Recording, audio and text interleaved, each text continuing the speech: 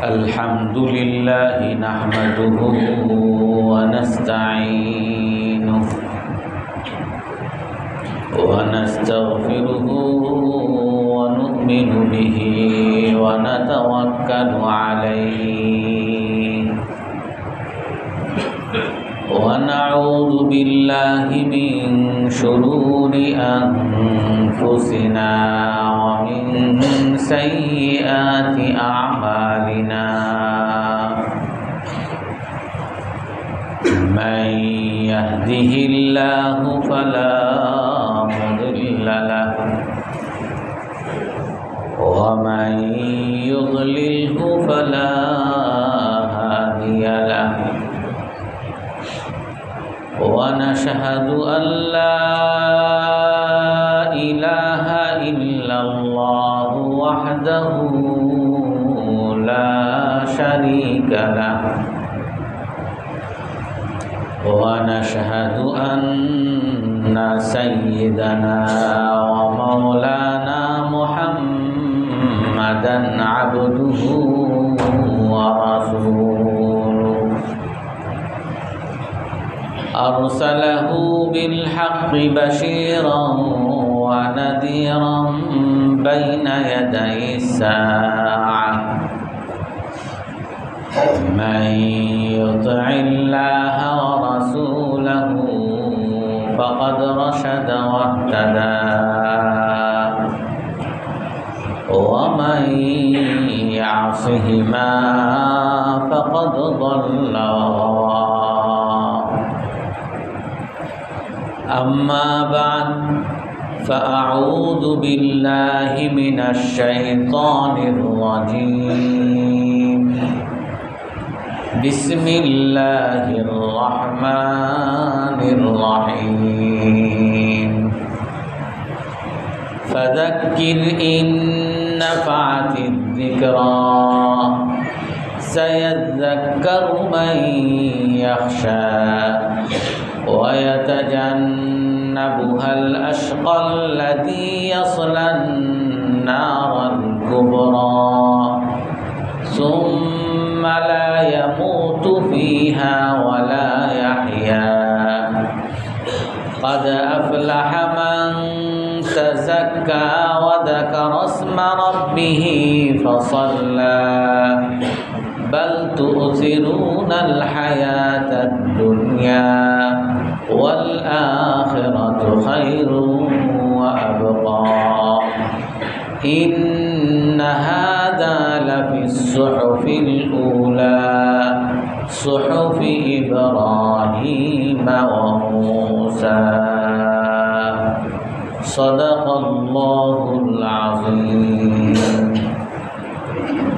wa qala an-nabiyyu sallallahu alaihi wasallam farada Rasulullah sallallahu alaihi wasallam zakatal fitr sa'am min ta'amin aw sha'irin aw zabin tu'matan lil masakin wa tuhuratan lis-sha'imin faman tasaddaqaha qabla an tukhraja ila al-musalla fahiya zakatun minaz zakawat wa man addaha ba'da as-salah fahiya sadaqatun minas sadaqat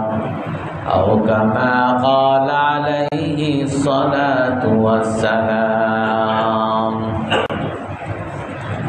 সম্মানিত মুসল্লিয়ানে কিরাম আজ আমরা সদকাতুল ফিতির সহ জরুরি কিছু আমল সম্পর্কে আমরা আলোচনা করব। আমরা রমজানের শেষ মুহূর্তে আছি।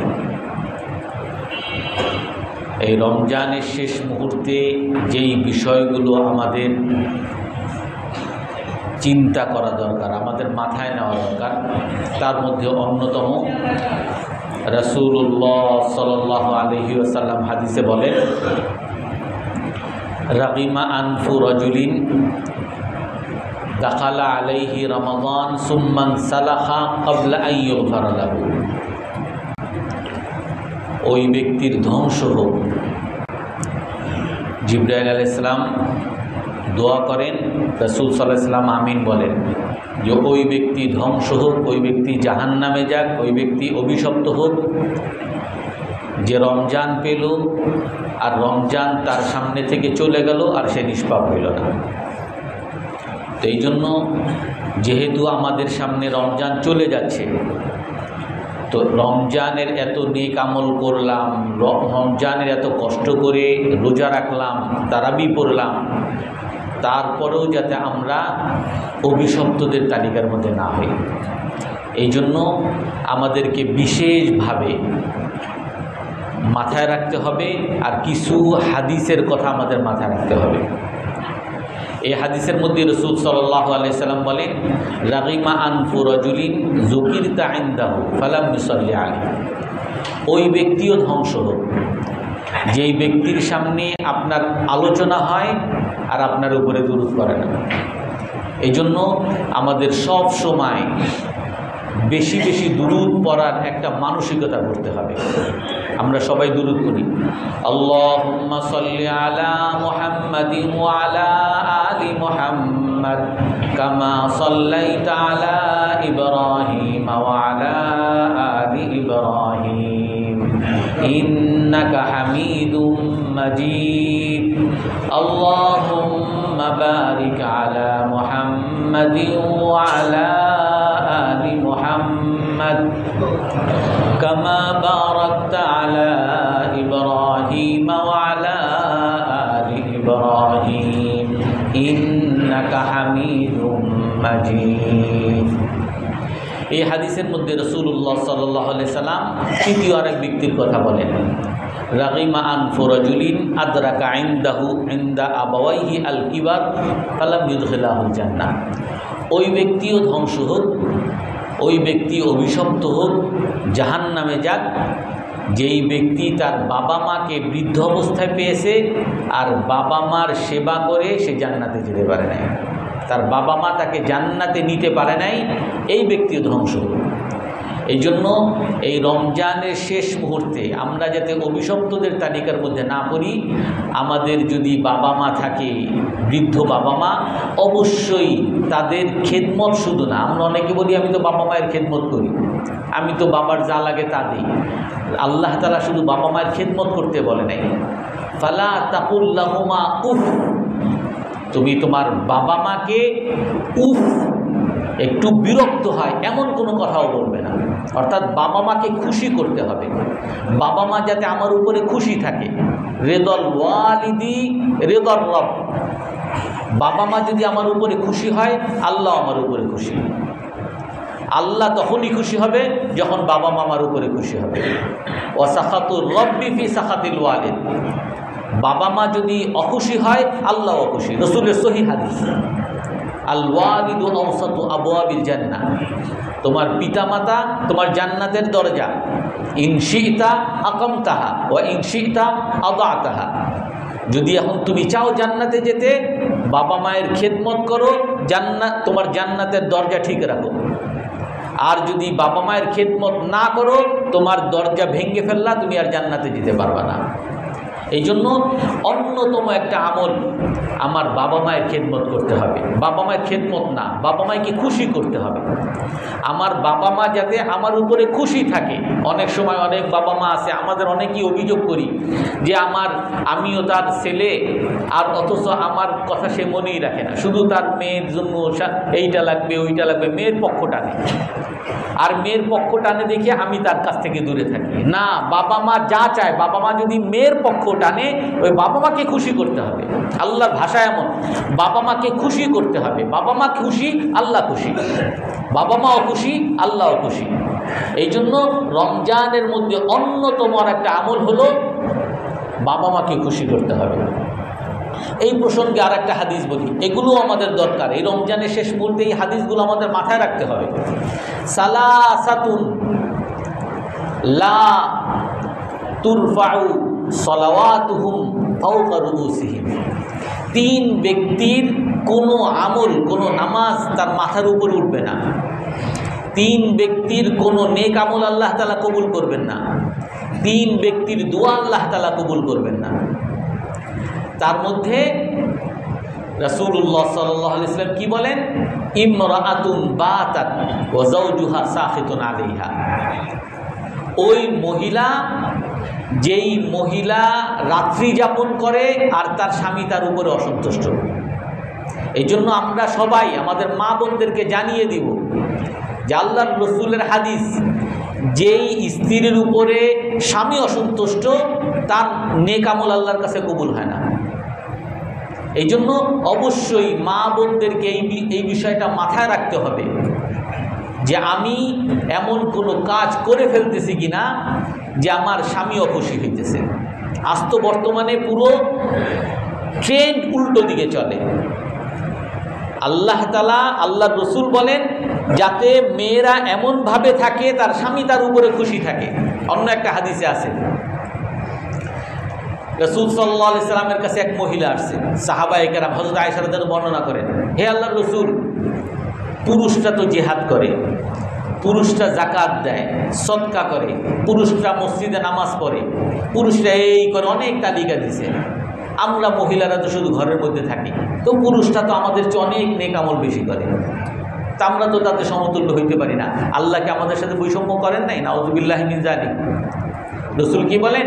ইন্না হুসনা তাবাউলিকা ইউআদিলুল কুল্লাহা, হে মহিলা, রাসূলের ভাষা এমন, ইলামি ওয়া আলিমিল মারআতা মিন ওয়ারাইক, হে মহিলা তুমি শুনো আর তোমার পিছনে যত মহিলা আছে তাদেরকেও জানিয়ে দাও, তুমি প্রতিনিধি হিসাবে সবাইকে জানিয়ে দাও। কোনো মহিলা যদি তার স্বামীর সাথে ভালো ব্যবহার করে, তার স্বামীকে যদি খুশি রাখে, এর দ্বারাই সে এই জিহাদ, সদকা, যাকাত, মসজিদে এসে নামাজ পড়া, এই সকল আমলের সমতুল্য হবে। আল্লাহর রাসূল আমাদেরকে এইটা শিখান। আর আমাদের বর্তমান বিশ্ব কি শিখায়? যে মহিলা পুরুষের চেয়ে কম কিসের। মহিলার নারীর ক্ষমতায়ন লাগবে। পুরুষ বলবে আমি তোমারে ভরণ পোষণ দেই, এই কথা বলার যাতে কোনো মুড না থাকে পুরুষের, পুরুষ যাতে না বলতে পারে যে আমি তোমারে খাওয়াই। বলুন, স্ত্রীকে, নারীকে এমন ক্ষমতায়ন করতে হবে যে পুরুষকে বলতে পারবে মুখের উপরে যে আমি তোমারে খাওয়াই, আমার উপরে তুমি কেন চাপাবা, আমি তোমার রান্না কেন করবো, আমি তোমার বাচ্চা কেন পালবো, তুমিও বাচ্চা পালো, তুমিও বাচ্চা ধারণ করো। নাউযুবিল্লাহি মিন যালিক। এখন বর্তমানে ট্রেন্ড হয়ে গেছে এমন। আর আপনি এই কথা, এই রসুলের হাদিসও যদি বলেন, রসুলের হাদিস যে যেই নারী তার স্বামীকে অসন্তুষ্ট রাখে তার আমল আল্লাহর কাছে কবুল হয় না, এই হাদিসও যদি বলেন, তারপরও আপনাকে বলবে এ হলো নারীর অধিকার সম্পর্কে অবমাননা করছে, নারী অধিকার বঞ্চিত, নারী নির্যাতনের মামলা দিয়ে দিবে আপনার বিরুদ্ধে। ওই হুজুরদের বিরুদ্ধে আপনারা দেখছেন একবার 100 আলেমের তালিকা করছে যে তারা নারী নির্যাতনের উস্কানি দেয়, যে তারা এই নারীর তার পুরুষের চেয়ে একটু কম এইটা বলার চেষ্টা করে। এই জন্য তাদের তালিকা করে তাদের বহুত কিছু করার চেষ্টা করছে। অথচ আল্লাহ তাআলা আমাদেরকে যেই বিষয় দিছেন, আমরা যদি একটু নিরপেক্ষ দৃষ্টিতেও তাকাই, তাহলে আল্লাহ তাআলার আদেশগুলো, আল্লাহ তাআলার বিধানগুলো আমাদের সকলের জন্য যে মঙ্গলকর, এটা আমাদের বোঝা একেবারে সহজ হয়ে যাবে। আজ আপনি পৃথিবীতে দেখেন, এখন বাংলাদেশের পরিসংখ্যান দেখেন, আমি এই সপ্তাহে পরিসংখ্যান দেখছি, বাংলাদেশে বর্তমানে বিবাহ উপযুক্ত নারীরা নিজেরাই বিয়ে করতে চায় না, বিয়ে হয় না, এরকম ৭৫% নারীদের বিয়ে হয় না। আর বিয়ে হওয়ার পরেও এই বিয়ে ৮০%-এর উপরে টিকে না। আপনার নারী যদি আলাদা থাকে, পুরুষ যদি স্ত্রী ছাড়া থাকে, তাহলে এই সমাজে অশ্লীলতা, অসভ্যতা আর দুঃখ ছাড়া আর কি থাকবে? আপনি যদি কোনো সমাজকে যদি বৈষম্যহীন সমাজ করতে চান, সুখী সমাজ করতে চান, আপনাকে পুরুষের অধিকার পুরুষকে বুঝিয়ে দিতে হবে, নারীর অধিকার নারীকে বুঝিয়ে দিতে হবে। পুরুষের কাজ পুরুষ করতে হবে, নারীর কাজ নারী করতে হবে। আজ যদি আপনি পুরুষের কাজ নারীকে দিয়ে দেন, নারী গিয়ে বাস চালাবে, একেবারে বিরাট কিছু করে ফেলছে, নারী বিশ্ব জয় করছে, সে বাস চালাইতেছে, বা নারী বিশ্ব জয় করছে রিক্সা চালাইতেছে, নারী বিশ্ব জয় করছে ট্রেন চালাইতেছে। অথচ এগুলো নারীদের কাজ না। নারীরা, আপনারাও দেখেন, এখন আমরাও দেখি, যখন বাসে সকালবেলা যে ভিড় হয়, এই মেট্রোতে যে ভিড় হয়, পুরুষই হাঁপিয়ে যায়, আর নারীদের চেহারার দিকে তাকাইলে, নারীদের অবস্থা দেখলে বড় মায়া লাগে। তারা না এই ভিড়ের মধ্যে ঠেলাঠেলি করে উঠতে পারে, আর না এই কষ্ট সহ্য করতে পারে, আর না তাকে অফিসে না গিয়েও সে বসে থাকতে পারে। অথচ আল্লাহ তাআলা বিধান এমন দিয়েছেন যে নারী সে বাসার মধ্যে রাজরানীর মতো থাকবে, আর পুরুষ গোলামের মতো সারাদিন খেটে ওই রানীকে সে যাতে রাজরানী গিরি প্রকাশ করতে পারে সেই ব্যবস্থা করবে। আমরা দেখতাম আমাদের নানি দাদির আমলেও আমরা দেখেছি যে নানিরা দাদিরা কোনোদিন বাসা থেকে বের হয় নাই, অথচ পুরো বাড়ির চাবি, পুরো বাড়ির শাসন, পুরো বাড়ির যত কর্মচারী সকলের উপরে ওই নানির কথাই চলে। আর ওই নানা যখন বাসায় আসে, সে বাজার নিয়ে আসে, বাসায় বাজার আনছেন, আপনার লবণ কই, লবণ তো আনে নেই, আবার সেই দৌড়াও বাজারে, আবার গোলামের মতো দৌড়াও, আবার আনো, আপনি লবণ আছে, তেল কই, আবার দৌড়াও। এইভাবে আমাদের নানিরা দাদিরা তারা রাজরানীর মতো তাদের সংসার করেছে, আর নানারা দাদারা তারা গোলামি করেছে, কিন্তু তারপরও তারা খুশি ছিল, কারণ এটা তার দায়িত্ব, সে এটা ভেবে নিছে। কিন্তু আজ আপনারা দেখেন, তো প্রথম একটা বিষয় হলো যে ওই নারী, যেই নারীর উপরে তার স্বামী অসন্তুষ্ট, তার আমল আল্লাহর কাছে কবুল হয় না। দ্বিতীয় আর একটা লোক, আল আব্দুল আবেদ, ওই কর্মচারী যে পালিয়ে গেছে, যে কর্মচারী তার মনিবের কাছ থেকে পালিয়ে গেছে, আপনার সারা বছর আপনি খাওয়াইলেন, এখন ঈদের সময় আপনার বাড়ির কেয়ারটেকার লাগবে, বাড়ির দেখাশোনা করা লাগবে, এই সময় চুরি ডাকাতি বেশি হয়, আর আপনার দারোয়ান বোনাস টোনাস নিয়ে চলে গেছে, আপনার কথা চিন্তাও করলো না। আপনার ড্রাইভার চলে গেছে, আপনার কথা চিন্তাও করেন না, আপনি কোথায় যাবেন, আপনার ছেলে মেয়ে কেমনে কি করবে, কোনো চিন্তাও করে নাই। ওই চাকর, তার দোয়া আল্লাহর কাছে কবুল হবে না, কারণ সে নিজের দায় সম্পর্কে, নিজের দায়িত্ব সম্পর্কে সে অসচেতন। ওই নারী যেমন তার দায়িত্ব সম্পর্কে অসচেতন, ওই কর্মচারীও সে নিজের দায়িত্ব সম্পর্কে অসচেতন, তার দোয়াও আল্লাহর কাছে কবুল হবে না। আর একজন ও ইমাম ও কওমিন ওয়া হুম লাহু কারিহুন, ওই জাতির ইমাম, যে ইমামতি করতেছে কিন্তু মানুষ তাকে অপছন্দ করে। ওই নেতা, যে এমপি, মানুষের বলে আমি সেবক, অথচ সবাই জানে সে হলো সবচেয়ে বড় খাদক, সে সবচেয়ে বড় জালিম, সেই হলো সাদাবাজ, সেই হলো দুর্নীতিবাজ, সেই সবারটা লুটে পুটে খায়, অথচ সে নিজেকে সেবক দাবি করতেছে।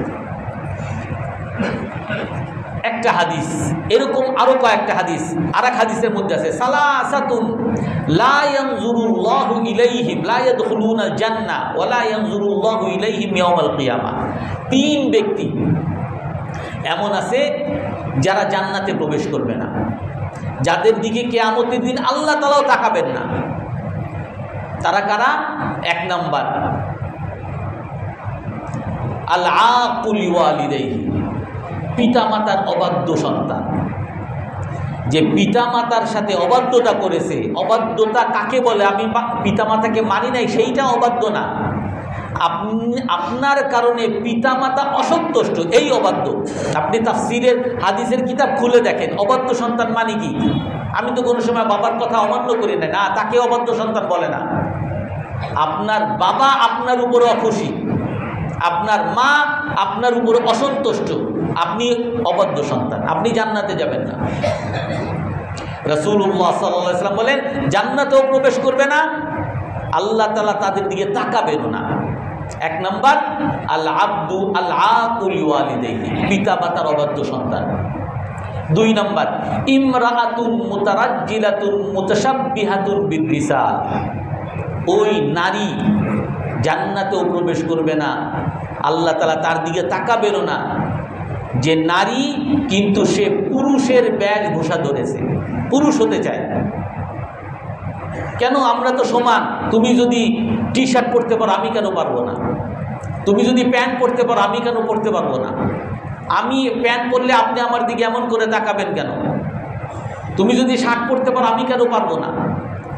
আল্লাহর রাসূল বলেন ওই নারী, যে নারী পুরুষের মতো বেশভূষা ধারণ করেছে, পুরুষ সাদৃশ্য হতে চাচ্ছে, সেও জান্নাতে প্রবেশ করবে না। আমাদের সমাজে আপনি তাকিয়ে দেখবেন আজ আমাদের মেয়েদের কি অবস্থা, আজ আমাদের বোনদের কি অবস্থা। আজকে তাকিয়ে দেখবেন যে আল্লাহ তাআলার ওই অভিশপ্ত নারীদের মধ্যে পড়ে যাচ্ছে তারা। এই জন্য রমজান মাসে বিশেষভাবে আমাদের মা বোনদেরকে এই সমস্ত হাদিসগুলো বলতে হবে। 3 নাম্বার আল মুদমিনুল খামর, যে মাদকাসক্ত, যে মাদকাসক্ত। মাদক বলতে শুধু মদ আসক্ত না, সিগারেট আসক্ত, এগুলোও মাদক আসক্ত, সিগারেট আসক্ত, এই ধরনের যত আসক্ত যারা আছে এদের দোয়াও আল্লাহ তাআলা কবুল করবেন না, আল্লাহ তাআলা তাদেরকে জান্নাতেও প্রবেশ করাবেন।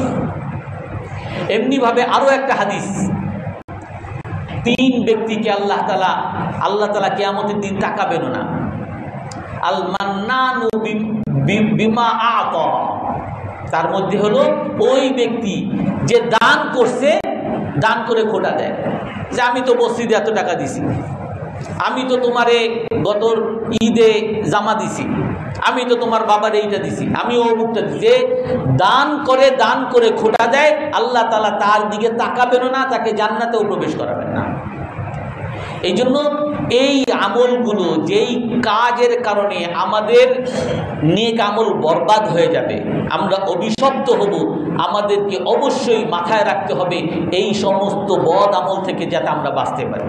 এই জন্য সর্বপ্রথম দায়িত্ব আমাদের, এক কবি বলেন যে বাতমাকুন, নেক আমল যদি তুমি ভালো আমল করতে নাও পারো, কমপক্ষে খারাপ কাজ করো না। তুমি যদি ভালো কাজ করতে নাও পারো, কমপক্ষে খারাপ কাজ করো না। এই জন্য এই খারাপ কাজগুলো যাতে আমাদের দ্বারা না হয়, এই খারাপ কাজগুলো যদি হয়, যত ভালো আমরা আমলি করি আল্লাহর কাছে কবুল হবে না। এই জন্য এগুলো থেকে আমাদেরকে বাঁচতে হবে। অন্যতম আর একটা আমল, মান আমিলা আমালান, রাসূল হাদিসে বলেন মান আমিলা আমালান আশরাকা ফীহি মাই গায়রি তারাকতুহু ওয়া শিরকা, যে নেক আমল করছে কিন্তু ওই নেক আমলের মধ্যে আমার সাথে অন্য কাউকে শরীক করেছে। আমি তো নামাজ আল্লাহর জন্যই পড়ি, কিন্তু জুম্মার দিন যদি মসজিদে না যাই, মানুষও কি বলবে? আমি তো রোজা আল্লাহর জন্যই রাখি, কিন্তু আমি যদি রোজা ভাঙ্গি, মানুষও কি বলবে? এই মানুষও কি, আল্লাহও আছে সাথে মানুষ, সাথে লোক দেখানো।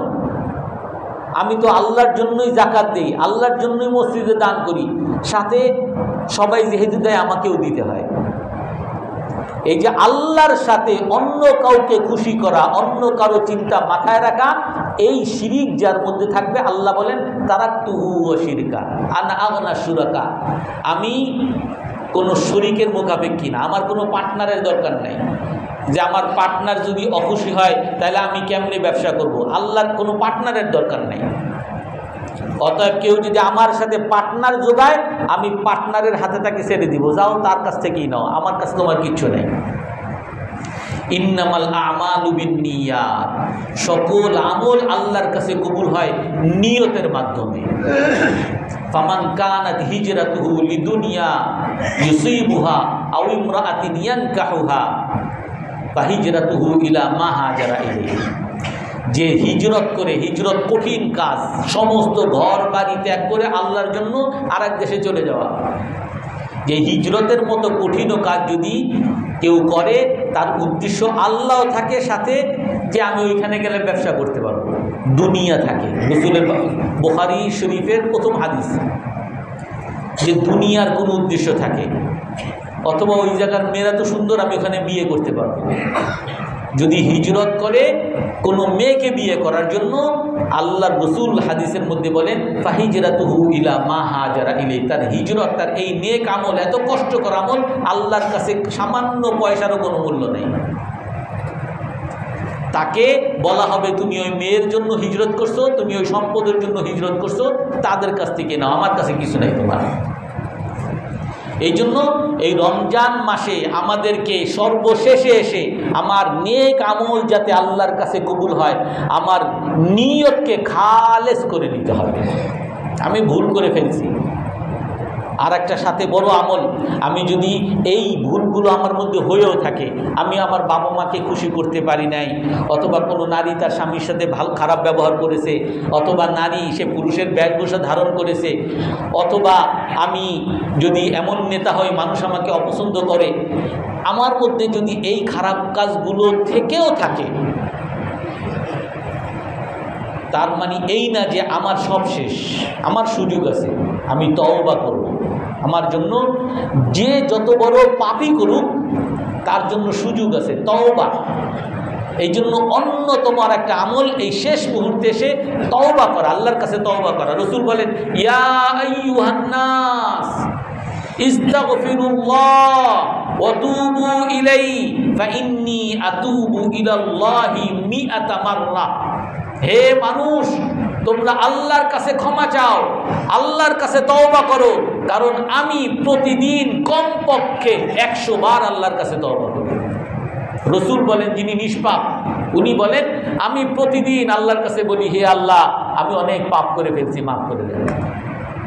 হে আল্লাহ আমি পাপ করে ফেলছি, আর কখনো করব না, মাফ করে দেন। এইভাবে শুধু একবার না, 100 বার। রাসূল বলেন প্রতিদিন কমপক্ষে 100 বার আল্লাহর কাছে আমি ক্ষমা চাই। এই জন্যই শেষ মুহূর্তে এসে আমাদের সকলের মধ্যে অন্যতম একটা আমল, তওবার আমল আসতে হবে, যে হে আল্লাহ অনেক ভুল করে ফেলছি, মাফ করে দেন। হে আল্লাহ যত ভুল আগে জানতাম না, এখন জানছি, এখন তওবা করলাম, ভবিষ্যতে আর কখনো এমন গুনাহ করব না, আপনি মাফ করে দেন। আমরা সবাই তওবা করলাম তো ইনশাআল্লাহ। যদি আমাদের মধ্যে কোনো ধরনের এই গুনাহগুলো থেকে থাকে, আমরা এইগুলো থেকে তওবা করলাম। এখানে আরেকটা, ওই যে 3 ব্যক্তি জান্নাতেও প্রবেশ করবে না, আল্লাহ তাআলা তার দিকে তাকাবেন না, তার নেক আমলও কবুল হবে না। তার মধ্যে ইখওয়ানি মুতাসারিআন, ওই 2 ব্যক্তির নেক আমলও কবুল হবে না, জান্নাতেও প্রবেশ করবে না, আল্লাহও তাকাবেন না। যেই 2 ব্যক্তির মধ্যে ঝগড়া আছে, দ্বন্দ্ব আছে। আপনারা সবাই জানেন, রাসূলের হাদিস আছে যে প্রতি বৃহস্পতিবার, প্রতি সোমবার আল্লাহর কাছে আমল উত্থাপন হয়, আল্লাহ তাআলা এই আমলগুলো কবুল করে নেন, কিন্তু 2 ব্যক্তির আমল কবুল করেন না, যার মধ্যে দ্বন্দ্ব আছে, ঝগড়া আছে। আল্লাহ তাআলা কি বলেন, আনজিরু হাযাইন, এই 2 ব্যক্তির আমল রাখো, এগুলো কবুল করবো না, রাখো, একেবারে ফেরতও দিব না, কিন্তু রাখো। হাত্তা ইয়াতাসালাহা, তারা 2 জন যদি আপোষ করে নেয়, তাহলেই একমাত্র তার আমল আমি কবুল করে নিই। এই জন্য আমাদের যদি কারো মধ্যে দ্বন্দ্ব থাকে, আজ তো দ্বন্দ্ব একটা স্বাভাবিক বিষয়, ভাই ভাইয়ের সাথে দ্বন্দ্ব, ভাই বোনের সাথে দ্বন্দ্ব, মায়ের সাথে ছেলের দ্বন্দ্ব, বাবার সাথে ছেলের দ্বন্দ্ব, আর প্রতিবেশীর সাথে দ্বন্দ্ব, এমনকি মসজিদে পাশে বসতে তার সাথেও দ্বন্দ্ব, যে আপনি এইখানে বসছেন কেন, আপনি ফ্যান ছাড়লেন কেন, আপনি এসি ছাড়তে দিবেন না কেন, আপনি এটা করবেন, সবার সাথে দ্বন্দ্ব। তো আমাদের নেক আমল আল্লাহর কাছে কবুল হবে কেমন? এই জন্য আমাদেরকে অন্যতম আর একটা আমল, কারোর সাথে দ্বন্দ্ব রাখা যাবে না, সকলের সাথে আপোষ মীমাংসা করে ফেলতে হবে। আমরা সকলের সাথে আপোষ করে ফেলবো তো ইনশাআল্লাহ। আল্লাহ তাআলা সবাইকে তৌফিক দান করে। এই জন্য রমজানের শেষে এসে আমাদেরকে অবশ্যই সাদা মনে বের হইতে হবে, সাদা মনে, হে আল্লাহ আমি তোমার কাছেও সাদা হতে চাই, মানুষের কাছেও সাদা হতে চাই। এই জন্য একমাত্র আল্লাহকে খুশি করার মানসিকতা রাখতে হবে। আল্লাহ যাতে খুশি হয়, আল্লাহ যেই সমস্ত কাজে বেজার হয়, এগুলো আমাদের মাথার থেকে সরাইতে হবে। আমি আল্লাহকে খুশি করতে গিয়ে দুনিয়ার সবাই অখুশি হলেও আমার কোনো পরোয়া নাই। আর আমি আমার নেতা, আমার দল, আমার অমুকরে খুশি করতে গিয়ে আল্লাহ যদি অখুশি হয়, আমার এই নেতা দলমল কিছুই দরকার নেই। এই জন্য আমাদেরকে এই বিষয়গুলো মাথায় রাখতে হবে। আমি এই প্রসঙ্গে একটা কথা বলে আমার যাকাতুল ফিতরের প্রসঙ্গে যাই। কিছুদিন আগে এক পত্রিকায় দেখলাম, পত্রিকায় দিছে রমজানের পরে নাকি জঙ্গি হামলা হবে। আপনারা সবাই জানেন ওই জাহাজবাড়ি, তারপরে বিভিন্ন যে জঙ্গি, জাহাজবাড়িতে 9 জন যুবককে মারা হয়েছে, পান্থপথে কয়েকজন যুবককে মারা হয়েছে। এগুলো এখন প্রমাণিত, আদালতের দ্বারা প্রমাণিত। যারা দোষী তাদেরকেও আটক করা হয়েছে। সেগুলো কি?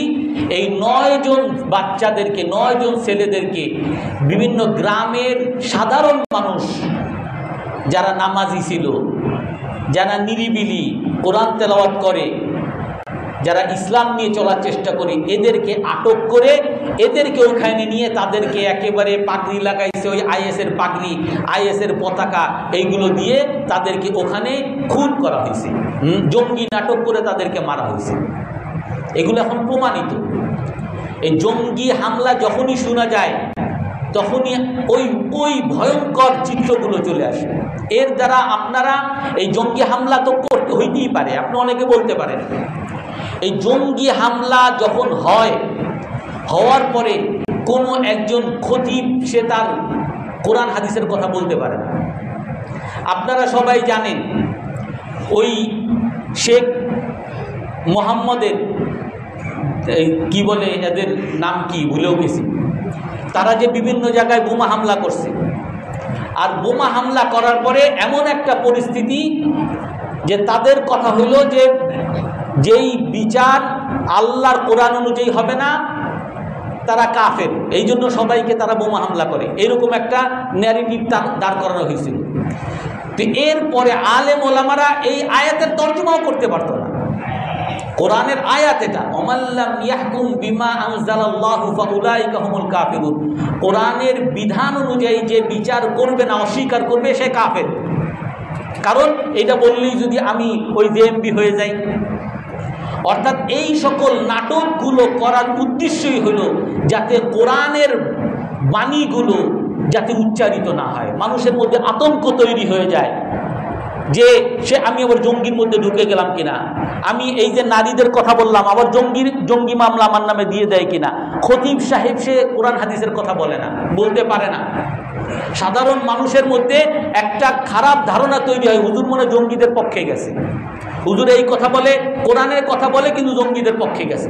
অর্থাৎ এই জঙ্গি নাটক এগুলো আপনারা সবাই জানেন ইন্ডিয়ার একটা অন্যতম কাজ। সারা পৃথিবীতে রয়ের কাজই হইল যে তারা এরকম জঙ্গি নাটক উপস্থাপন করে। বিভিন্ন বাংলাদেশে তো এখন প্রমাণিত এই জঙ্গি নাটকগুলো করে এর দ্বারা উদ্দেশ্য যেমন ইসলামকে খাটো করা, এমনিভাবে ইসলামের আলোচনাগুলোকে খাটো করা। আপনারা 2 দিন আগে দেখছেন আমাদের বাংলাদেশে আমরা নাকি হিন্দুদের উপরে বিভিন্ন ধরনের নির্যাতন চালাই, অনেক অভিযোগ আমাদের নামে। অথচ আপনার বাংলাদেশে এখন পর্যন্ত কতগুলো পূজা, রাস্তাঘাটে কত ধরনের তাদের পূজা হয়েছে। ইন্ডিয়ায় একটা ইউনিভার্সিটিতে জামাতে নামাজ হয়েছে, একজন ভিডিও করছে, ভিডিও এটা ইউটিউবে ছাড়ছে যে জামাতে নামাজ পড়তেছে। এই কেন ছাড়লো? সে জঙ্গি উস্কানি নাকি দিছে, সে নাকি জঙ্গি প্রচার করতেছে, তাকে জেলখানায় নিছে। আপনি নামাজ পড়তেছেন এই কথা বলতে পারবেন না, আপনি কোরআনের কথা বলতে পারবেন না, নারীদের ব্যাপারে আল্লাহর কি কথা এগুলো বলতে পারবেন না, নারীদের ব্যাপারে রাসূল সাল্লাল্লাহু আলাইহি ওয়াসাল্লাম কি বলছেন এটা বলতে পারবেন না, কল্যাণ কোন জিনিসে সেটা বলতে পারবেন না। আপনি কোনো মানুষ যদি খারাপ কাজ করে এই খারাপ কাজ থেকে বাধা দেওয়া, এটা যে আপনার সমাজের জন্য উপকারী, এটা যে আপনার অপরাধকে দমন করার জন্য উপকারী, এই জিনিসগুলো আপনি বলতে পারবেন না। আপনি কেন একজন রোজাদারকে সে খাইতেছে, রোজাদার রেস্টুরেন্টে খাইতেছে, আর আপনি কেন তারে বলতে গেছেন এই তুমি আমার বাচ্চা হয়ে কেন তুমি এখানে রোজা ভাঙতেছো? আপনি তারে না হয় শাস্তিতে কানে ধরে উঠবোস করাইলেন, আপনি এইটা কেন করছেন? আপনি জঙ্গি হয়ে গেছেন। এই জন্য এই মাথাগুলো আমাদের ক্লিয়ার রাখতে হবে। আমাদের ইমানকে নষ্ট করার জন্য সারা পৃথিবীতে চক্রান্ত চলতেছে। এই জঙ্গি নাটক বলে, জঙ্গি যে নাটক এটা তো প্রমাণিত এখন, শুধুমাত্র জঙ্গি নাটক দ্বারা আরো ভয়াবহ আমাদের মাদ্রাসাগুলোকে বন্ধ করার একটা চক্রান্ত ছিল। মাদ্রাসায় নাকি জঙ্গির কারখানা, মাদ্রাসার হুজুরা নাকি, মাদ্রাসায় এমনকি আমরা যে কোরবানি করার জন্য যে ছুরি রাখতাম এই ছুরিগুলো থানায় সব জমা দেওয়া হয়েছে, কারণ এগুলো দিয়ে নাকি আমরা জঙ্গি কাজ করি। এই জন্য এই যে জঙ্গি হামলা হবে, অমুক হামলা হবে, যারা এগুলো বলে, যেই সমস্ত পেপার পত্রিকা এগুলো ছড়ায়, এরা ওই রয়েরই একটা এজেন্ট, তারা ইসলামকে নষ্ট করার জন্য এই সমস্ত কাজগুলো করে। মুসলমান সারা পৃথিবীতে মুসলমানরা অসাম্প্রদায়িক চেতনায় বাস করে। মুসলমান কখনো অন্য কোনো ধর্মের উপরে কখনো আঘাত করে না।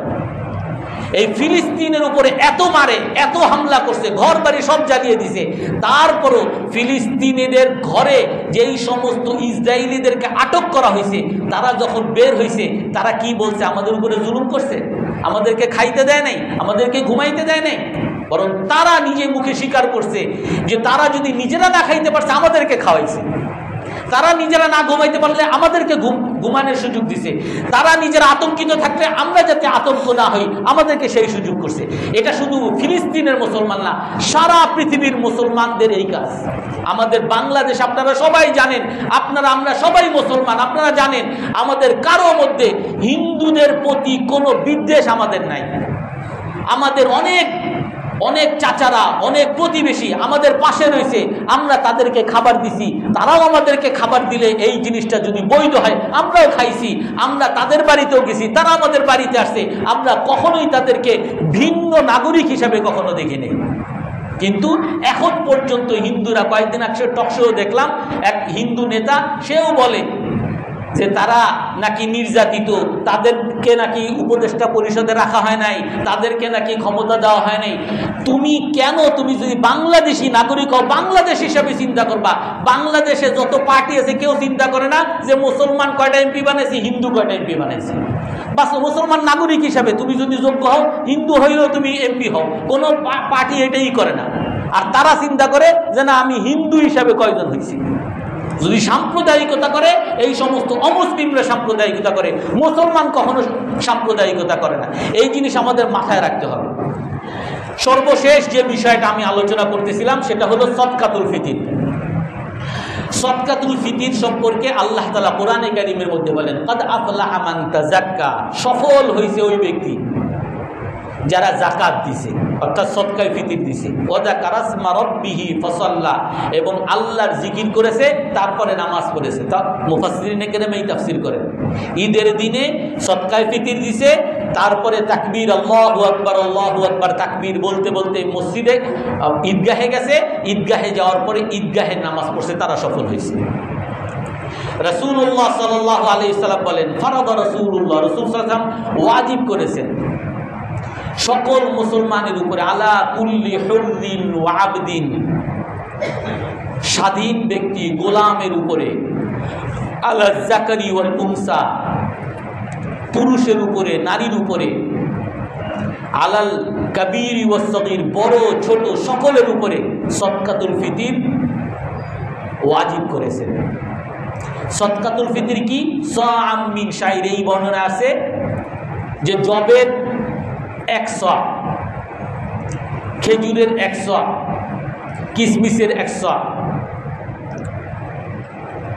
অন্য একটা বর্ণনা আছে নিসফা সাআম মিন বুররি, আধা শ আটা, আধা শ আটা। আমাদের মাযহাবে আদা স আটা এটা হলো সর্বনিম্ন আমাদের ইসলামিক ফাউন্ডেশন থেকে যেটা বের হয়েছে 110 টাকা সর্বনিম্ন আদা স। কিন্তু আদা স সাধারণ একটা হাদিস বর্ণনা আসছে, সাধারণ যে হাদিসগুলো এগুলোর মধ্যে 100 এর কথা আসছে। আর অন্যান্য মাযহাব আমাদের হানাফি মাযহাব ছাড়া অন্যান্য মাযহাব সব 100 আনিছে। 100 হলো আদা স হলো 1 কেজি 600 গ্রাম, আর 100 হলো 3 কেজি প্লাস।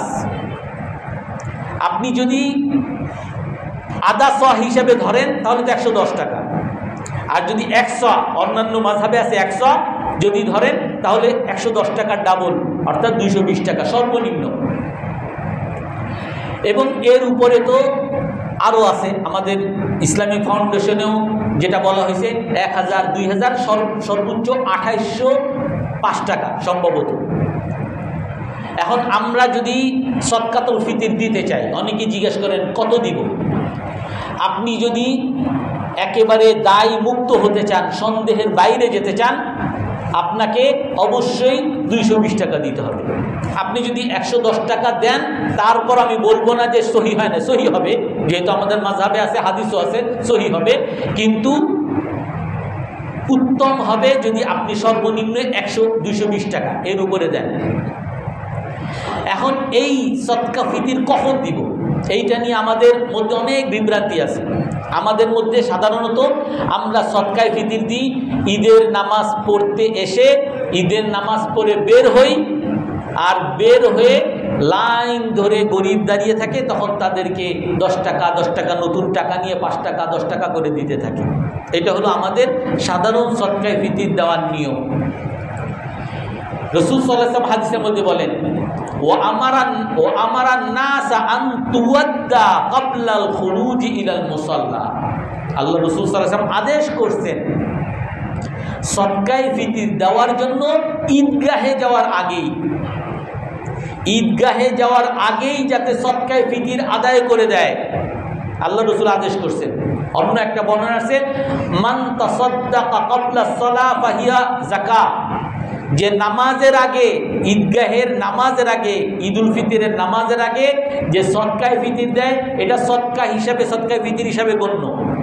কিন্তু ওমান আদ্দাহা বাদাহা, যে ঈদের নামাজের পরে সদকায়ে ফিতর দিবে সেটা তার সদকায়ে ফিতর হিসাবে গণ্য হবে না। ফাহিয়া সাদাকাতুম মিনাস সাদাকাত, সাধারণ দানের মতো একটা দান হবে। এই জন্য অন্যান্য মাযহাবে আছে যে ঈদের নামাজের আগে যদি সদকায়ে ফিতর না দেয় আদায়ই হবে না, কিন্তু আমাদের মাযহাবে পরে দিলেও হবে, কিন্তু উত্তম হলো আপনাকে নামাজের আগে দেওয়া। আপনি যদি পরে দেন তাহলে এটা এমন দেওয়া যেমন আপনি মেট্রোতে গেছেন, প্রথমে টিকিট কাটেন নাই, টিকিট কাটছেন বাহাদুরের মতো ঢুকবেন আবার বের হয়ে যাবেন, আর টিকিট কাটেন নাই ফাঁকিবাজি করতে চাইছেন, ঢুকছেন কোনো মতে আর বের হইতে পারতেছেন না। এখন কি করবেন, বের হবেন কেমনে, আবার গিয়ে টিকিট কাটো, টিকিট কেটে তারপরে বের হন। অর্থাৎ আপনার উপরে জরিমানা আরোপিত হয়েছে। আপনি যদি সদকায়ে ফিতর নামাজের পরে দেন তার মানে হলো আপনার উপরে যে দায়িত্ব যেটা আগের থেকে আছে এইটা আপনি জরিমানাটা দিলেন, কিন্তু উত্তম হলো আপনি নামাজের আগে আপনি সদকায়ে ফিতর দিবেন। এই সদকায়ে ফিতর কার উপরে ওয়াজিব?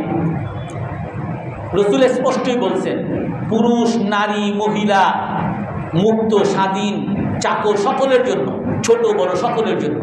এই জন্য আপনি যদি বাবা হন আপনার জন্য, আপনার ছেলে মেয়ে স্ত্রী যদি বাসায় বাবা মা থাকে বা বাসায় না থাকে যেখানেই থাকুক বাবা মায়ের জন্য, এমনকি আপনার বাসায় যদি চাকর চাকরানিও থাকে তাদের পক্ষ থেকে আপনাকে সদকায়ে ফিতর দিতে হবে, এটা ওয়াজিব। এই সদকায়ে ফিতর কেন আমরা দিব রাসূল সেটাও বলছেন তুহরাতান লিসাইমি মিনাল লাগবি ওয়ার রাফাস। সদকায়ে ফিতর দুই উদ্দেশ্য রাসূল হাদিসে বলছেন। একটা হলো যে আমরা এই যে রোজাগুলো রাখি, রোজার ক্ষেত্রে রাসূল অনেক হাদিসে বলছেন ফালা ইয়ারফাস ওয়ালা ইয়াসখাব, যদি তুমি রোজাদার হও, রোজা যদি সঠিকভাবে রাখতে চাও তাহলে বাজে কথা গালিগালাজ তো করতেই পারবা না, চিৎকারও করতে পারবা না। আপনি যদি চিৎকার করছেন, আপনার স্ত্রীরে ছেলে মেয়েরে যদি জোরে বলছেন, এর দ্বারা আপনার রোজা হালকা হয়ে গেছে। তো এই যে ভুল ত্রুটিগুলো যে আমাদের হয়ে যায়, অনিচ্ছাকৃত অনেক ভুল ত্রুটি হয়ে গেছে, আমি চাই এই রোজাটা যাতে একেবারে পরিপূর্ণ আল্লাহর কাছে কবুল হোক। তার জন্য সদকায়ে ফিতর তুহরাতান লিস-সাইমি মিনাল লাগবি ওয়ার রাফাস। আপনার এই গালিগালাজ, চিৎকার, চেঁচামেচি থেকে, অনর্থক কাজ থেকে আপনার রোজাকে পবিত্র করার উদ্দেশ্য হলো সদকায়ে ফিতর। সদকায়ে ফিতর দিয়েছেন, আপনার রোজা পবিত্র হবে। আর একটা হলো ওয়াতুমাতান লিল মাসাকিন, গরিবের খাবার। অন্য এক হাদিসের মধ্যে আছে আগনুহুম, গরিবদেরকে তোমরা ধনী বানিয়ে দাও, তারা যাতে মানুষের ঘরে ঘরে যাইতে না হয়। এই জন্য আপনার নামাজের আগেই দিয়ে দিবেন। কেন? যাতে নামাজের পরে আপনি যেমন আনন্দ করবেন, ওই গরিবে যত আনন্দ করতে পারে। গরিব কাকে বলে? আমাদের মাযহাবে আছে যে যার উপরে যাকাত ফরজ তার উপরে সদকায়ে ফিতর ওয়াজিব, যার উপরে যাকাত ফরজ না তার উপরে সদকায়ে ফিতর ওয়াজিব না, এটা আমাদের মাযহাব। কিন্তু আমাদের মাযহাব ছাড়া অন্য সকল মাযহাবে, হানাফি, শাফি, হাম্বলি, মালিকি, তাদের সকলের মাযহাব হলো গরিব হলো সেই ব্যক্তি যে যার কাছে দুপুর আর রাতের খাবার আছে। ঈদের দিন দুপুর আর রাতের খাবার যদি কোনো বাসায় থাকে, তার উপরই সদকায়ে ফিতর দিয়ে সে ধনী হিসেবে গণ্য হবে, তাকেই সদকায়ে ফিতর দিতে হবে, তাকেই যাকাত সদকায়ে ফিতর ওয়াজিব তার উপর হয়ে যাবে। কারণ হাদিসের মধ্যে রাসূল সাল্লাল্লাহু আলাইহি ওয়াসাল্লাম বলেন, মান সাআলান নাসা ওয়া ইনদাহু মা ইউগনিহি ফাইন্নামা ইস্তাকসিরু মিনান নার। আবু দাউদ শরীফের হাদিস। রাসূল বলেন, যে ব্যক্তি মানুষের কাছে ভিক্ষা করে, মানুষের কাছে চায়, অথচ তার কাছে অভাব পূরণ করার মতো বিষয় আছে, সে যদি অভাব মুক্ত হওয়ার মতো উপায় আছে, সামর্থ্য আছে, তারপরও সে যদি চায়, রাসূল বলেন সে যেন জাহান্নামকে তার ঘরের মধ্যে ঢুকাইল। ফাইন্নামা ইস্তাকসিরু মিনান নার, সে জাহান্নামের আগুনকে আরো ভরলো, জাহান্নামের আগুন সে আরো নিল। সাহাবায়ে কেরাম জিজ্ঞাসা করেন, হে আল্লাহর রাসূল, মা ইউগনিহি, আপনি যে বলছেন সচ্ছলতা, অভাব মুক্ত, অভাব মুক্তটা মানে কি? আমাদের তো কোটি টাকা, তারপরে তো অভাব শেষ হয় না, অভাব মুক্তটা মানে কি? রাসূল এরও ব্যাখ্যা দেন, আবু দাউদ শরীফের হাদিস, ফাইন্নামা ইনদাহু মা ইউগাদ্দিহি ওয়া মা ইউআশি, যার কাছে দুপুরের খাবার, রাতের খাবারের মতো ব্যবস্থা আছে, সেই ধনী। একদিনের খাবার যার কাছে আছে, সে মানুষের কাছে চাইতে পারবে না, তাকে দিতে হবে। এই জন্য ইসলামে দেওয়াকে শিখাইছেন। এই জন্য আমরা যাদের যা সামর্থ্য আছে, আমরা যদি দিতে পারি, এটা এর দ্বারা আমাদের রোজা পবিত্র হবে, এর দ্বারা গরিবের পাশে দাঁড়ানো হবে। এখানে সর্বশেষ একটা কথা বলে শেষ করি। যাকাতের মাসলা আমরা জানি, সদকায়ে ফিতরের মাসলাও একই মাসলা। সেটা হলো আপনার গরিবকে মালিক বানাইতে হবে। আপনার কাছে একজনের ঋণ পায়, আপনার উপরে জাকাতও ফরজ হয়েছে, হিসাব করছেন জাকাত দিতে হবে, তো জাকাত প্রায় 10,000 টাকা আসছে। তো আপনি একজনের কাছে টাকা পান, তার কাছেও 10,000 টাকা পান, কিন্তু সে দিতে পারে না, আর গরিব মানুষ। এখন কি করলেন? আমি যে তোমার কাছে যে টাকা পাই, সেইটা আমি তোমার জাকাত হিসাবে নিয়ে নিলাম। অর্থাৎ আপনি ওই ঋণী ব্যক্তিকে টাকা না দিয়ে আপনি যদি কেটে নেন, যে আমি তোমার কাছে যে টাকা পাই এটা কেটে নিলাম, আপনার জাকাত আদায় হবে না। জাকাত আদায় হওয়ার জন্য শর্ত হলো তামলিক, মালিক বানাইতে হবে। তাকে আপনি 10,000 টাকা দিবেন, তারপরে সে যদি দেয় আপনাকে আবার, তাহলে আপনার জাকাত আদায় হবে। এই জন্য আমি যদি কাউকে খাওয়াইয়া দিলাম, গরিব মানুষকে খাওয়াইয়া দিলাম, আমি অমুক করলাম তমুক করলাম, এর দ্বারা আমার জাকাত আদায় হবে না, সদকায়ে ফিতর আদায় হবে না। এই জন্য ইসলামের মধ্যে দারিদ্রতা বিমোচনের সবচেয়ে বড় উপায় হলো এই জাকাত। আজকে সরকারে বহুত টাকা দেয়, সরকারে বহুত মানুষকে বিভিন্ন ভাতা দেয়। ওই ভাতা এক তো হলো সরকারি কর্মচারীরাই খেয়ে ফেলে, অনেক বিরাট পার্সেন্টেজ তারাই খেয়ে ফেলে। তারপরে দ্বিতীয় নাম্বার হইল যে তাদের কাছে গেলেও তাদেরকে খাওয়ায় দেয়, যে তোমাদেরকে একবেলা খাওয়াই দিলাম বা তোমাদেরকে এইটা করলাম, অমুক জায়গা আসো তমুক। এর দ্বারা কখনো ওই গরিবই থাকে, গরিবের দারিদ্রতা কখনো শেষ হয় না। এই দারিদ্রতা তখনই শেষ হবে যখন আপনি তাকে টাকা বুঝিয়ে দিবেন। এজন্য আমাদের মাযহাবে বিশেষ করে আছে সদকায়ে ফিতির আপনি যদি টাকা দ্বারা ওই গরিবকে বুঝিয়ে দেন তাহলে এর দ্বারা সে অভাব দূর করতে পারবে। যদিও রাসূল হাদিসে খাবারের কথা বলছেন, এই জন্য অন্যান্য মাযহাবে খাবার দেওয়ার কথা বলে, কিন্তু আমাদের মাযহাবে টাকা দেওয়ার কথা বলে। কারণ আপনি যে চাল দিছেন অথবা আপনি যাকে তেল দিছেন, তেল হয়তো তার বাসায় আছে, তার লাগবে না, তার লাগবে হলো লবণ, আর আপনি তাকে লবণ দেন নাই। আপনি যদি টাকা দিয়ে দেন তার অভাব দারিদ্রতা সে দূর করতে পারে। এই জন্য আমাদের মাযহাবে আপনি টাকা যদি দিয়ে দেন তাহলে এটা তার জন্য উপকার হবে। আপনি যদি খাবার দেন তাহলে তো উপকার, তাহলে তো হবে, আদায় তো হবে, এর মধ্যে কোনো সন্দেহ নেই। এই জন্য এই আমরা যে সদকায়ে ফিতির আমাদের সামনে যে আসছে, এটা আমরা ধরে নিব আমাদের সকলের জন্য কর্তব্য। কারণ আমাদের সকলের রোজার মধ্যে কিছু না কিছু ত্রুটি হয়েছে। আমাদের সকলের আশেপাশে অনেক প্রতিবেশী, অনেক আত্মীয় স্বজন এমন আছে যারা আমার চেয়ে অনেক গরিব। তো তাকে ঈদের দিন আমাকে তাকে খাওয়ানো দরকার, আমার রোজাকে পবিত্র রাখাও দরকার। এই জন্য সকলে আমরা সদকায়ে ফিতির দিব তো ইনশাআল্লাহ। আল্লাহ তাআলা আমাদের সকলকে আমল করার তৌফিক দান করেন।